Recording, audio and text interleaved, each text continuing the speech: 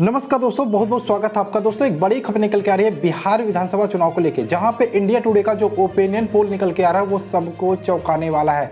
जहां एक तरफ पहले ये दिखाई दे रहा था महागठबंधन बहुमत के करीब पहुंच रही है, वहीं पे इंडिया टुडे के इस ओपिनियन पोल ने सबको चौंका दिया है। इंडिया टुडे के 5 से 6 सवाल पूछे गए, उसके बाद सीटों के आंकड़े जो निकल के आए वो सबको चौंकाने वाला था। वहाँ पे बात कर लेते हैं। बिहार में विधानसभा की कुल 243 विधानसभा सीटें आती हैं, जहाँ 122 वो जादुई आंकड़ा है, 122 बहुमत का आंकड़ा है।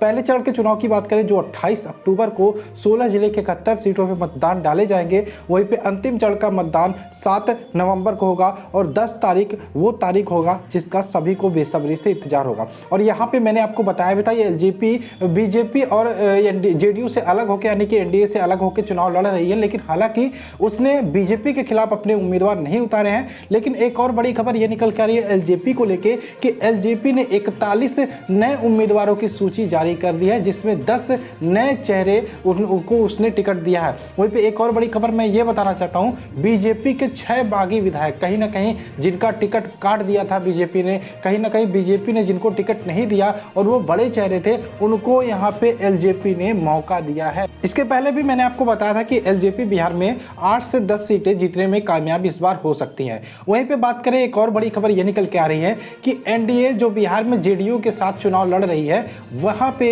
बीजेपी जेडीयू से ज्यादा सीटें जीत सकती है। और जिस प्रकार से एलजेपी बोल रही है कि बिहार में सरकार बीजेपी के साथ मिलकर एलजेपी बनाने वाली है, लेकिन एलजेपी उतनी सीटें निकालने में कामयाब नहीं हो पाएगी कि बीजेपी के साथ वो मिलकर सरकार बनाए। हालांकि अभी बात कर रहे हैं वर्तमान में एनडीए में जेडीयू और बीजेपी साथ मिलकर बिहार में चुनाव लड़ रहे हैं। वहीं पे आइए देख लेते हैं क्या कहता है इंडिया टुडे का ओपिनियन पोल और किस पार्टी को कितनी सीटें मिलती हुई जा रही हैं। तो वहां पे सबसे पहले यहाँ पे इंडिया टुडे ने प्रश्न पूछा कि नीतीश कुमार के कामकाज से लोग कितने खुश हैं। तो उसमें जो 44% लोग आए कि 44% लोग असंतुष्ट हैं, वो नीतीश कुमार के कामकाज से खुश नहीं है। वहीं पे 52% लोगों ने बोला कि वो नीतीश कुमार के कामकाज से संतुष्ट है। वहीं पे मोदी सरकार के कामकाज से लोगों से पूछा गया कि आप कितने खुश हैं, आप कितने संतुष्ट हैं। तो वहीं पे 61% लोग नरेंद्र मोदी के कामकाज से खुश दिखे, वहीं पे 35% लोग नरेंद्र मोदी के कामकाज से नाखुश दिखे।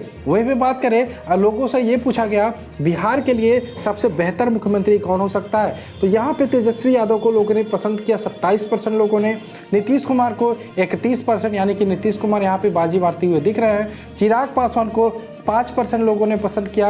वहीं पे सुशील मोदी की बात करें, 4% लोग सुशील मोदी को मुख्यमंत्री के रूप में देखना चाहते हैं। वहीं पे बात करें, लोगों से पूछा गया बिहार में इस बार सबसे बड़ा चुनावी मुद्दा क्या हो सकता है।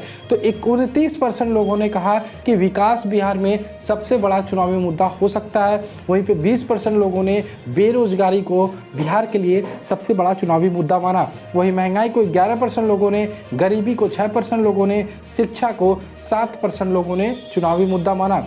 वहीं वोट प्रतिशत के हिसाब से देखा जाए तो इस बार बिहार में 38% वोट प्रतिशत जो है वो जा सकता है एनडीए के खाते में, महागठबंधन के खाते में 32% वोट शेयर जाता हुआ दिख रहा है। वहीं एलजेपी के खाते में 6% और अन्य के खाते में 23% वोट शेयर जाता हुआ दिख रहा है।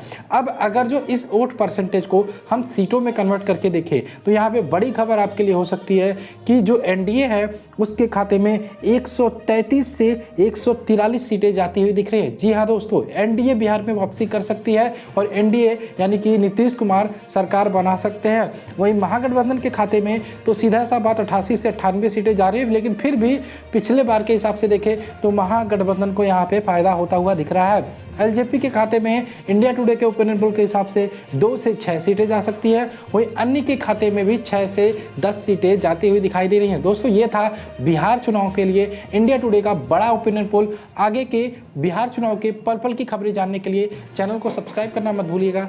चलिए मिलते हैं नेक्स्ट वीडियो में। जय हिंद दोस्तों, जय भारत।